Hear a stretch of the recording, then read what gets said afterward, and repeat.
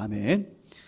우리 수요일 날 계속해서 열왕기 하, 오늘은 9장 마지막 중반절에서 마지막까지 살핍니다. 25절에서 37절입니다. 열왕기 하 9장 25절에서 37절, 구약 577쪽에 있습니다. 다 찾으신 줄 알고요. 우리 교독으로 읽겠습니다. 25절 제가 먼저 읽겠습니다. 예후가 그의 장관 빗갈에게 이르되 그 시체를 가져다가 이스라엘 사람 나봇의 밭에 던지라. 내가 기억하려니와 이전에 너와 내가 함께 타고 그의 아버지 아합을 쫓았을 때에 여호와께서 이같이 그의 일을 예언하셨느니라. 여호와께서 말씀하시기를 내가 어제 나봇의 피와 그의 아들들의 피를 분명히 보았노라. 여호와께서 또 말씀하시기를 이 토지에서 내게 갚으리라 하셨으니 그런즉 여호와의 말씀대로 그의 시체를 가져다가 이 밭에 던질지니라 하는지라. 유다의 왕 아하시야가 이를 보고 정원의 정자길로 도망하니 예후가 그 뒤를 쫓아가며 이르되 그도 병거 가운데서 죽이라 하매 이블르암 가까운 구루 비탈에서 치니 그가 무기토까지 도망하여 거기서 죽은지라.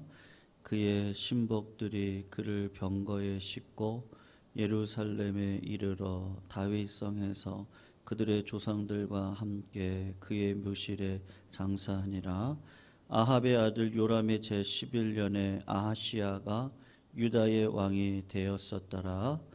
예후가 이스라엘에 오니 이세벨이 듣고 눈을 그리고 머리를 꾸미고 창에서 바라보다가 예후가 문에 들어오매 이르되 주인을 죽인 너 시므리여 평안하냐 하니 예후 얼굴을 들어 창을 향하고 이르되 내 편이 될 자가 누구냐 하니 두어 내시가 예후를 내다보는지라.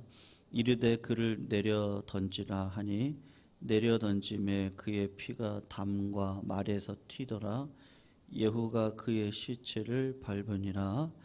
예후가 들어가서 먹고 마시고 이르되 가서 이 저주받은 여자를 찾아 장사하라.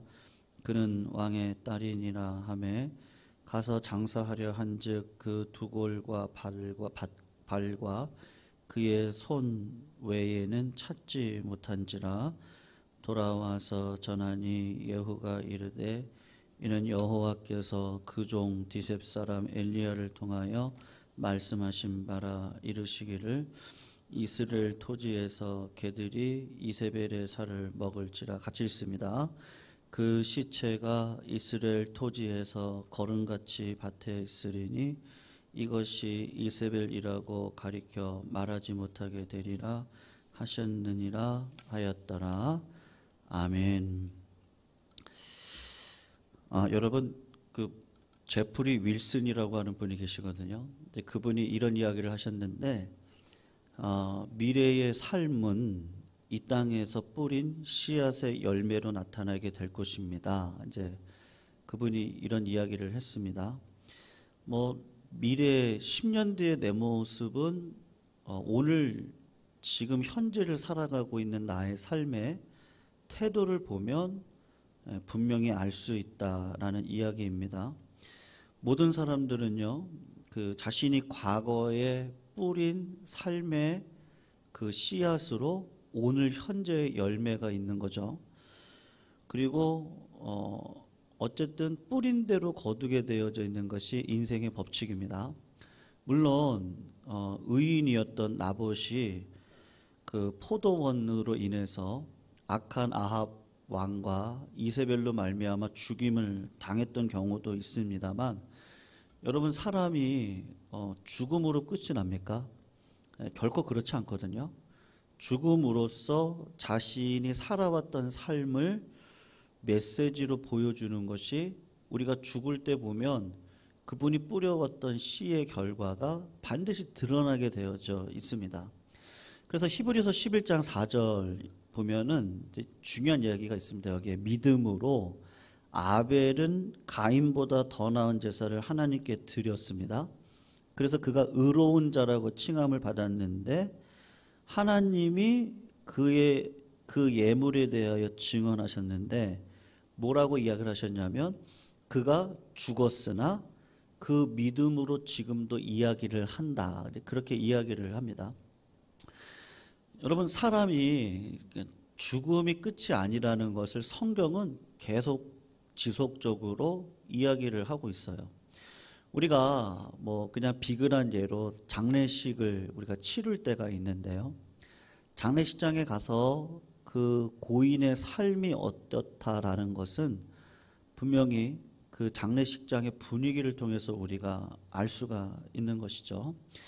여러분, 오늘 본문을 보면요, 3명의 죽음이 나옵니다. 한 명은 북이스라엘의 왕이었던 요람 왕의 죽음이 오늘 25절에 걸쳐서 나오고, 그리고 유다의 왕이었던 아하시아가 1년을 통치하는데 이 왕의 죽음이 나오고요. 그리고 이세벨 왕후의 죽음이 나오고 있습니다. 그래서 모든 사람들은 죽어요. 어떻게 살든지, 뭐 부요함의 가난함의 삶이든 지식이 있던 없던 결국에 모든 사람들이 다 죽음을 경험하며 살아가게 되어지는데, 오늘 본문 말씀을 통해서 이 3명이 참 비참하게 죽었단 말이에요. 그러니까 이유가 있지 않겠어요? 그 비참함의 죽음에 대한 이유가 분명히 있을 것이고, 그래서 제가 오늘 결론적으로 말씀드리고 싶은 건 이겁니다. 여러분, 세상은 자꾸 죽음을 회피하거나, 그러니까는 죽는 거 알아요. 근데 그걸 생각하면 오늘 내가 괴로워요. 그래서 회피하고 그냥 버킷리스트 있죠. 그게 나쁘다는 말은 아닙니다만 그러한 것들을 통해서 죽음을 회피하고 살아가고 싶은 인간의 어떤 생존 본능이 이 시대를 지배하고 있거든요. 그래서 세상을 보면 다 회피합니다. 죽음을 회피하고 준비하지 않는 인생을 살아가요. 근데 성경에서 하는 이야기는 뭐냐 하면 죽음은 있습니다. 근데 그 죽음은 영광으로 들어가는 문이라는 거예요. 그래서 준비하시라고. 성경은 늘 그 이야기를 하고 있습니다. 오늘 본문을 이제 한번 들어가서 보시면 요람의 죽음이 있어요. 예후라고 하는 사람을 그 젊은 사자, 그러니까 엘리사를 통해 젊은 사자를 대신해서 자기를 대신해서 보내고 예후에게 기름병으로 기름을 부어요. 기름불로 붓지 않았다 그랬습니다. 이 깨질 거예요, 이분은. 이 예후는 우리가 다음 주 수요일에 살피겠지만 하나님 앞에 온전한 신앙이 아니었습니다. 그래서 하나님 그걸 다 예견하시고 기름병으로 그에게 기름을 부었어요. 그러니까 그가 오래가지 못해요. 깨질 겁니다. 근데 4대는 가거든요. 그러니까 기름 부은 자에 하나님께서 주시는 복은 있습니다. 어쨌든 예후를 통해서 요람 왕을 심판하는 도구로 하나님께서 사용하시는데, 우리가 지난 수요일날 살폈지만 우연히, 그러나 하나님의 섭리 가운데 예후가 이 북이스라엘의 요람 왕을 어디서 맞닥뜨립니까? 나봇의 토지에서 딱 맞닥뜨립니다. 그리고 요람 왕을 죽이잖아요. 그리고서 한번 25절 26절을 한번 보세요. 부하장관 빅갈이라고 하는 사람에게 예후가 했던 이야기인데 25, 26절을 보시면 제가 읽어볼게요. 예후가 그의 장관 빅갈에게 이르되 그 시체, 누구겠어요? 요람왕이에요. 요람왕의 시체를 가져다가 이스라엘 사람 나봇의 밭에 던져라. 네가 기억하거니와 이전에 너와 내가 함께 타고 그의 아버지 아합을 쫓을 때 여호와께서 그에게 그의 일에 대해서 예언을 했는데, 26절 보시면 여호와께서 말씀하시기를 내가 어제 나봇의 피와 그의 아들들의 피를 분명히 보았노라.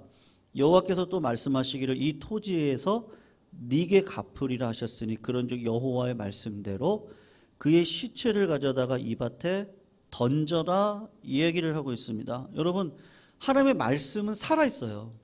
믿으시죠? 말씀은 살았고 운동력이 있고 좌우의 날선 어떤 것보다도 예리해서 여러분 영혼, 지금도 신학자들이 3분법, 2분법 지금 논란을 하고 있거든요. 지금까지 그래요. 영과 혼을 가를 수 있냐? 없냐? 영혼을 하나로 둬야 되냐? 갈라야 되냐? 이 영, 혼, 이걸 아직도 몰라요. 관절과 골수는요, 지금도 의사들이 정확하게 나눌 수가 없어요. 의학적으로. 근데 말씀은 어떻게 한다 그래요? 나눠요. 그러니까 하나님의 말씀이 맷돌처럼 천천히 갈리는 것 같은데 아주 곱게 갈아가지고 때가 되면 결국은 심판을 하게 되는데 악한 가문을 심판하신단 말입니다. 여러분, 요람 왕이 왜 하나님의 심판대로 죽었겠어요? 누구 때문이죠? 부모의 이가 신다고 자식의 이가 쉬는 법은 없습니다. 그러니까 사명도 각자고요. 우리가 자식 키워보면 알지만 뭐 다 아시잖아요. 결국 자식은 또 자식대로 잘 살아가야 됩니다. 부모도 부모대로 독립적으로 잘 살아가는 게 은혜예요. 누구 하나가 어렵고 힘들면요, 그것처럼 힘든 게 없어요. 제가 50대인데 이 50대가 낀 세대라고 그러더라고요. 왠지 아세요? 그러니까 부모님이 연로하시니까 연로하신 부모님을 섬겨야 되는 게 있고, 또 자식들은 이제 막 키워나가고 있는 상황이에요. 이제 뭐 대학도 가야 되고.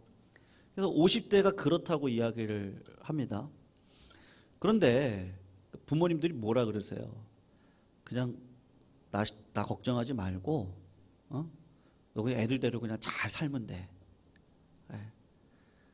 뭐 처음에는 뭐 무슨 대학을 가니 어쩌니 뭐 어쩌고 저쩌고 그래도 결국은 우리 자식들이 그냥 남들 하는 거 있잖아요. 남들 결혼할 때 결혼하고, 남들 애 낳을 때 애 낳고, 남들 그냥 애들 키울 때 그냥 평범하게 애들 키우고 살아가는 게 사실은 복이거든요.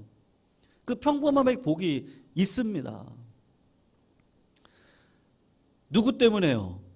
그래도 부모님들이 든든한 그 뒷배가 되어주시고 비빌 언덕이 있기 때문이죠. 우리 부모님 1세대 전쟁을 겪으셨던 부모님들은 맨 땅에 헤딩하셨습니다.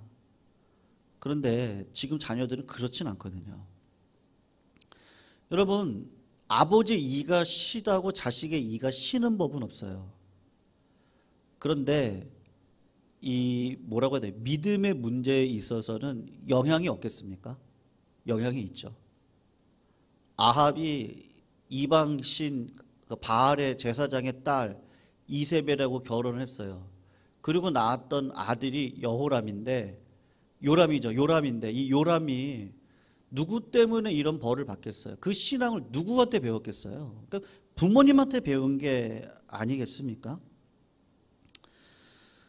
여러분, 3살 버릇이 여든 간다라는 이야기가 있는데 사람이 바뀌어요? 안 바뀌어요? 어떻게 생각하세요? 이 문제는 참 중요한 문제인데요. 사람이 바뀐다는 게 그렇게 쉬운 문제가 아닌 것 같아요. 네. 그냥 어릴 적에 살아왔던 그 버릇대로 내가 지금까지 살아왔는데요. 진짜 하나님의 특별한 섭리가 아니면요, 사람이 바뀐다는 게 그렇게 쉬운 문제가 아닙니다. 그러니까 요람이 비참하게 죽는 모습을 보면서 하나님께서 이 가정을 사랑하셔서 참았죠. 또 참았습니다. 그런데 결국은 바뀌지 않는다. 예, 왜요? 어릴 적 여러분, 신앙이라는 거, 믿음이라는 게 배운 대로 됩니까? 결국은 본대로 하거든요. 배워서 됐으면 벌써 우리는 성자가 됐을 텐데 그렇지가 않고 부모님의 등을 보고 배워서 여기까지 우리 신앙이 오게 되는 것인데, 어쨌든 삶의 영향력이 미치게 되어져 있다는 것이죠. 그래서 요람의 죽음을 통해서 우리가 깨달아야 될 게 무엇이겠습니까? 어쨌든 영향을 미친다는 거예요. 그리고 또 한 분이 오늘 죽습니다. 그분이 누구냐면 유다의 왕이었던 아하시야예요. 27절을 우리 같이 한번 읽어볼까요? 유다의 왕이었던 아하시야가 죽음을 맞이하는데 요거 27절은 한번 읽어봅니다. 시작. 유다의 왕 아하시야가 이를 보고 정원의 정작길로 도망하니 예후가 그 뒤를 쫓아가며 이르되 그도 병거 가운데서 죽이라 하매 이블람 가까운 구루 이탈에서 치니 그가 무기토까지 도망하여 거기서 죽은지라. 여러분, 아하시야 왕도 죽습니다.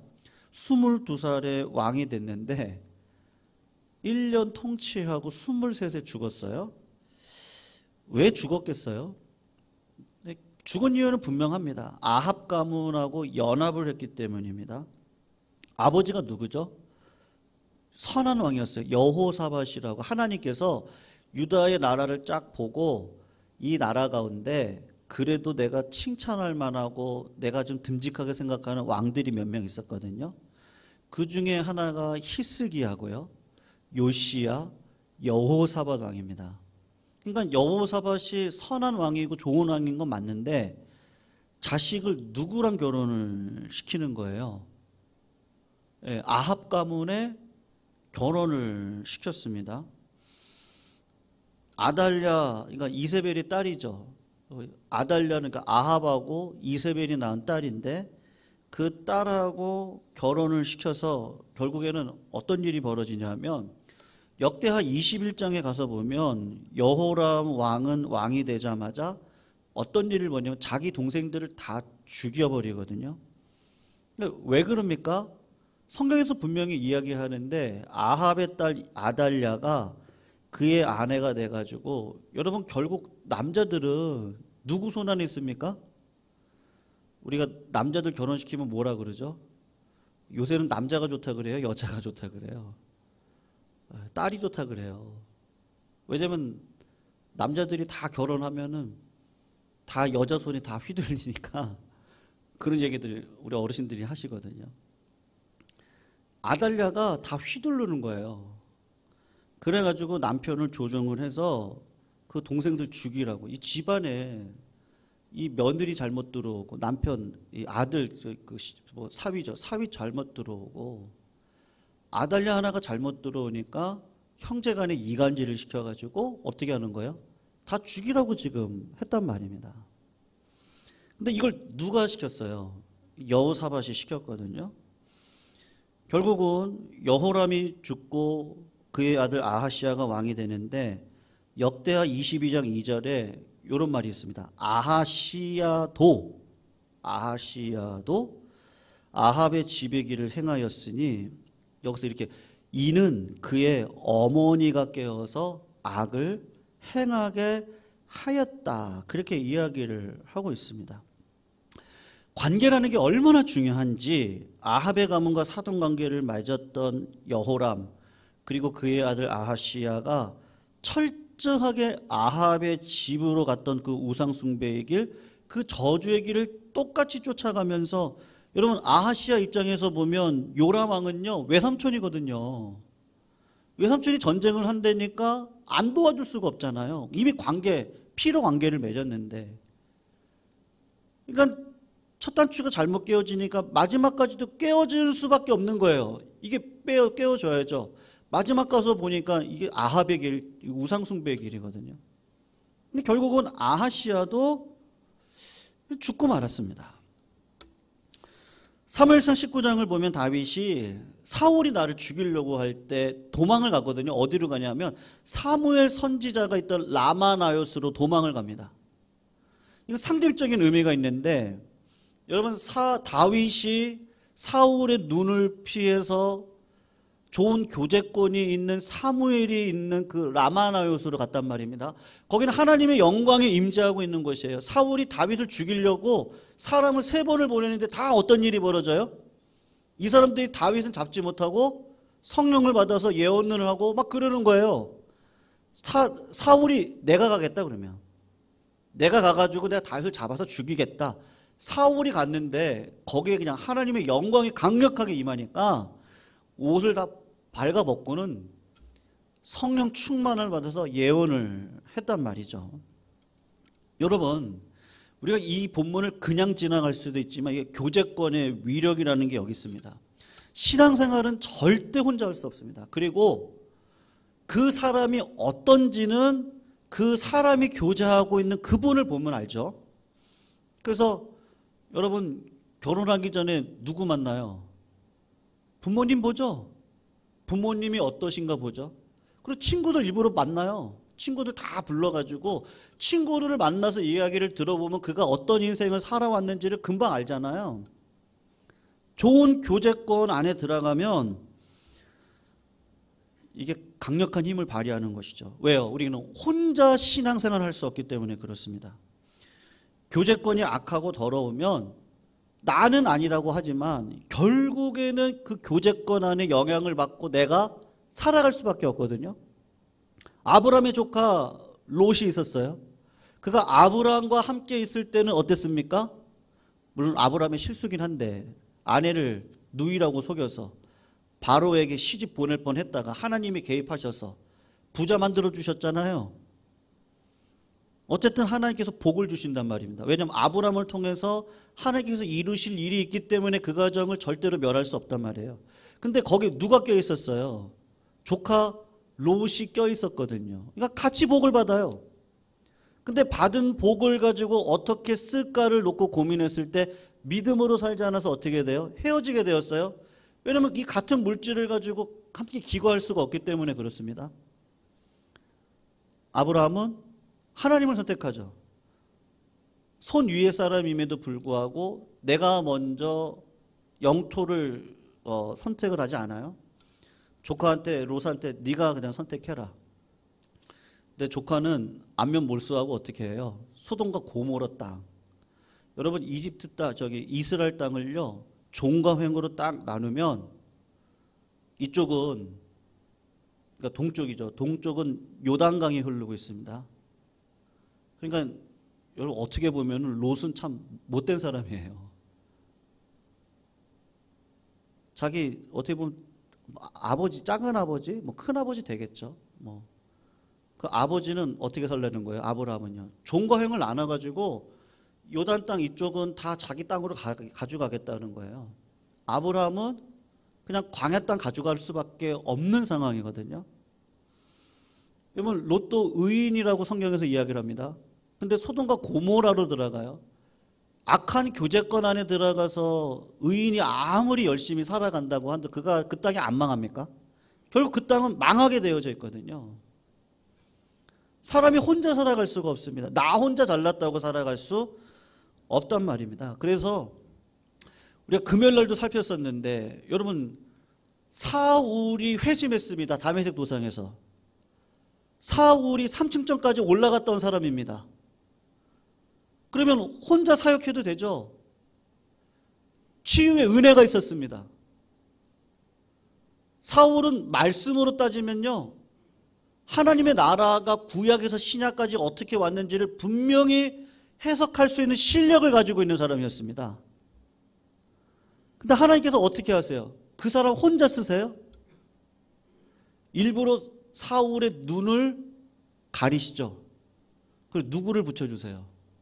아나니아를 붙여주시죠. 그리고 예루살렘에 올라가서 사도들하고 일부러 교제하기 위해서 누구를 붙여주세요? 바나바를 붙여주시죠. 자꾸 믿음의 사람을 붙여주십니다. 나중에 마가 요한 바나바하고 싸웁니다. 1차 전도 여행 때 마가 요한이 부잣집 아들이었거든요. 근데 뭐 사명 가면서 간다고 갔는데 이 전도 여행이 이렇게 힘든지 몰랐나 봐요. 그래서 중간에 돌아갔단 말입니다. 여러분 저런 사람 난 데려갈 수 없어요. 바울의 성격은 그랬을 거예요. 사도 바울로는. 사도 바울은 담즙질이거든요. 기면 기고 아니면 아니에요. 늘 그런 성격이었어요. 근데 바나바는 어때요? 다 품는 성격이에요. 그러니까 마가 요한 품어야 된다. 아니라고 막 싸웠어요. 그럼 결국에 가서는 마가 요한 나중에 품어요, 안 품어요? 사도 바울이? 나중에 또 품어요. 다 품어요. 내버릴 사람이 하나도 없어요. 주님 안에서 없어요. 혼자 할 수 없어요. 계속해서 성경에서 이야기하는 게 뭐죠? 믿음의 교제권을 하나님께서 자꾸 붙여주세요. 붙여주세요. 악한 자도 붙여주세요. 그걸 통해서 선으로 이길 수 있는 방법이 무엇인지를 배우게 하세요. 다윗의 삶을 보면 그냥 원칙과 법으로 가면요 죽여야 될 사람들이 많아요. 예를 들면 시바 같은 사람들, 시므이 같은 사람들. 근데 다윗이 절대로 그렇게 하지 않아요. 그냥 아량을 베풀어서 그들을 살려줘요. 왜 그러겠어요? 여러 가지 정치적인 이유도 있겠지만 이 신앙이라는 것이 좋은 교제권 안에 있어야 된다. 내가 빛이면 좋은 교제권을 내가 있는 자리에서 만들어 가야 되거든요. 교회라는 게 그렇습니다. 개혁하는 건 쉬워요. 개혁은 어떻게 하면 돼요? 그냥 내 마음에 맞는 사람 세우고요. 내 마음에 들지 않는 사람들 그냥 잘라내면 돼요. 근데 여러분 가정도 그렇고 교회도 그렇고 그렇게 개혁해서 됩니까? 자식들 마음에 안 든다고 내쫓으면 되나요? 마음에 안 들어도 품고 기도하고 때를 기다리고 그렇잖아요. 그러니까 얼마나 이 한 사람이 중요한지 진짜 사람이 중요하잖아요. 그러니까 여러분 아하시야가 왜 이렇게 1년 만에 죽었어요? 좋은 교제권에 있지를 못한 겁니다. 종교가 다른 집안하고 만나서 뭔가 경제적인 이득도 얻고 평화도 얻고 이렇게 살아가 보자. 그래서 자녀를 그렇게 결혼을 시켰는데 결국에 가서 보니까 그 악한 길로 걸어가고 있더라. 그리고 하나님이 결국은 심판하시더라. 성도님들, 우리가 이 땅을 살아가면서 이제 내년도에 우리 전도회로도 좀 예배로 좀 제가 좀 직접 인도도 하고 전도회에 대해 전도회가 도대체 무엇을 해야 될 것인지 그리고 이제 그걸 통해서 이제 구역을 좀 나누고 리더를 세우고 이제 그런 계획들이 있거든요. 근데 왜 그렇게 하겠어요? 네? 그러니까 혼자 신앙생활하는 게 힘듭니다. 그러니까 자꾸 좋은 교제권을 만들고 또 믿음의 후배들을 양성을 하고 교회가 100년 되기를 꿈꾸면 뭔가 선한 일을 도모해야 되지 않겠어요? 그럼 우리가 어떻게 해야 될 것인지 고민해야 되는데 나 혼자 고민합니까? 나 혼자 고민으로 되나요? 자꾸 철학도 나누고 이야기도 하고 우리가 걸어가야 될 방향들을 모색하고 그게 좋은 교제권 안에 있는 축복이거든요. 성도님도 그러므로요. 여러분 다른 거 바라볼 필요가 없습니다. 여러분 사람 바라보고 사람 의지하면 반드시 그 사람에 의해서 넘어갑니다. 근데 하나님 바라보고 하나님께서 나를 이끌어 주시는 만남 가운데 순종함으로 걸어가면요. 이상하게도 누가 책임져 주세요? 하나님이 책임져 주시죠. 하나님이 하시는 거예요. 하나님께서 역사해 가시는 거거든요. 모든 것들이 그렇습니다. 성도님들, 우리가 아하시야, 여호사밧의 가문의 실수를 우리가 범할 수도 있겠죠. 그러나 우리 다시 돌아가셔야 됩니다. 그리고 라마나의 공동체처럼 성령이 임재하시는 공동체를 만들 뿐만 아니라 그런 교제권 안에 들어가도록 우리가 늘 힘쓰고 걸어가야 된다는 거 잊지 않으셨으면 좋겠어요. 그리고 세 번째로 이세벨이 죽었습니다. 여러분 30절에서 31절을 보세요. 여러분 그 세 살 버릇이 어딘간다고 이세벨은 죽음을 목도하겠죠. 죽음이란 걸 직감을 했을 거예요. 근데 이 여자분이 하는 이야기를 한번 들어보세요. 30절 31절 예후가 이스르엘에 오니 이세벨이 듣고 눈을 그립니다. 그러니까 분명히 내가 죽을 걸 알거든요. 머리를 꾸미고 창에서 바라보다가 예후가 문에 오매 이르되 뭐라고 얘기하죠? 예후 보고 주인을 죽인 너 누구라 그래요? 시므리요. 여러분 시므리가 누군지 아십니까? 다 기억이 나지 않을 텐데 시므리가 쿠데타를 해서 집권을 했거든요. 근데 7일 만에 진압이 되어서 죽었던 자입니다. 그러니까 7일 천하를 잃었던 자가 시므리입니다. 그러니까는 지금 이세벨이 예후를 딱 보면서 너 시므리처럼 될 건데 어떻게 감히 왕후인 내 앞에 왔냐? 이렇게 이야기를 합니다. 여러분, 하나님이 한번 일을 시작하시면 그 일은 하나님이 끝내시거든요. 그래서 중요한 게 뭐냐면 신앙이 어릴 적에는 하나님 내 마음은 이렇습니다. 하나님 내 뜻은 이렇습니다. 하나님 이렇게 되게 해주세요. 근데 신앙생활을 오래 하다 보면 어떻게 되죠? 뭘 깨달으세요, 성도님들? 내 뜻으로 되지 않고 어떻게 돼요? 인생이 하나님 뜻대로 흘러가요. 하나님의 역사로 흘러가고 있어요. 그분의 이야기로 그분이 저자가 되셔서 우리를 주인공 삼아서 다 하나님의 영광을 위해서 다 쓰세요. 그거를 알아요. 그래서 기도가 바뀌죠. 하나님의 뜻은 무엇입니까? 하나님이 무엇을 기뻐하시겠습니까? 지금 이런 상황입니다. 이런 상황에서 하나님께서 기뻐하실 일이 무엇이겠어요?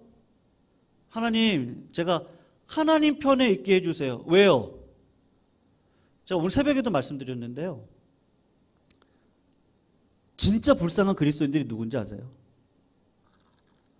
진짜 불쌍할 때가 있어요. 진짜로 남들보다 헌신도 하시고 기도도 하시고 예배도 참여하시고 말씀도 읽는다고 그러시는데 진짜 불쌍한 그리스도인이 있어요. 진짜 정말로. 하나님의 음성을 들을 수 없어요. 없는 분이 계세요.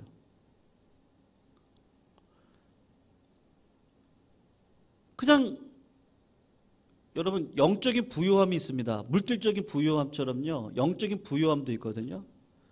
영적인 부요함이 다 좋은 게 아니에요. 왜 그런지 아십니까?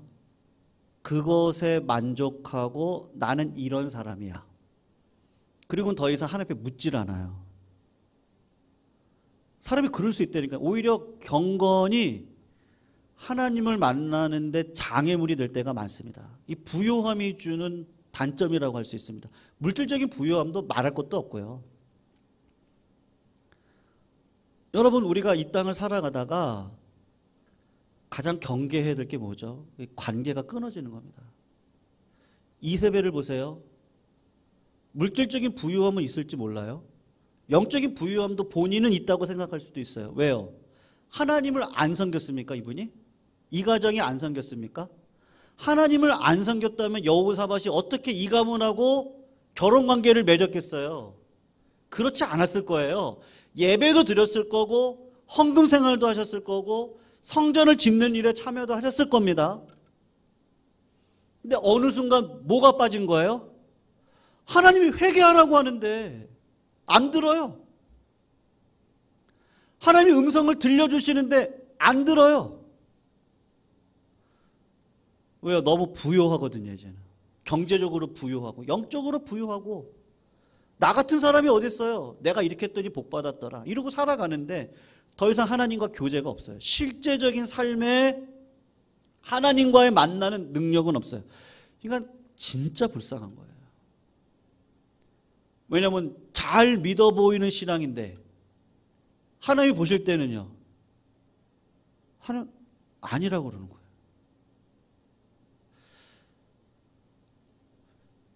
사랑하는 성도님들, 죽음을 피하지 마시고요.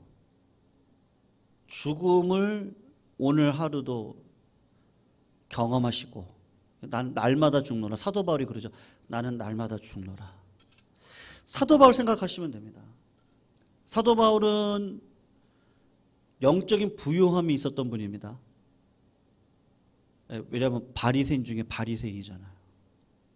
가말리엘, 그 당대 최고의 학부를 졸업해서 나오신 분이죠.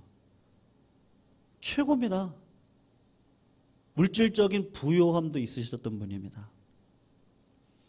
근데 예수님 만나니까 어떻게 됐어요? 여러분, 사도 바울은 내 뜻대로 살지 않고 하나님이 오늘도 나에게 주시는 말씀을 의지하고 걸어갔던 자입니다. 나는 아시아에서 사역하고 싶어요. 근데 자꾸 성령님은 어떻게 하래요? 유럽으로 가래요. 그 말씀에 순종해서 갑니다. 에베소에 갔을 때 부흥했습니다.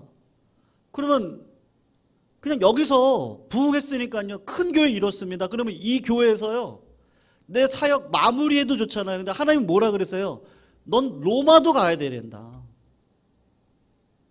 하나님 말씀에 따라서 그냥 순종해서 살아갑니다. 죽음을 피하려고 하지 않아요.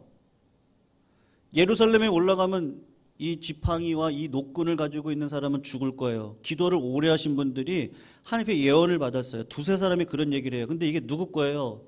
사도 바울 거거든요. 근데 사도 바울은 뭐라고 얘기하죠? 난 그냥 죽으러 예루살렘에 갑니다. 네.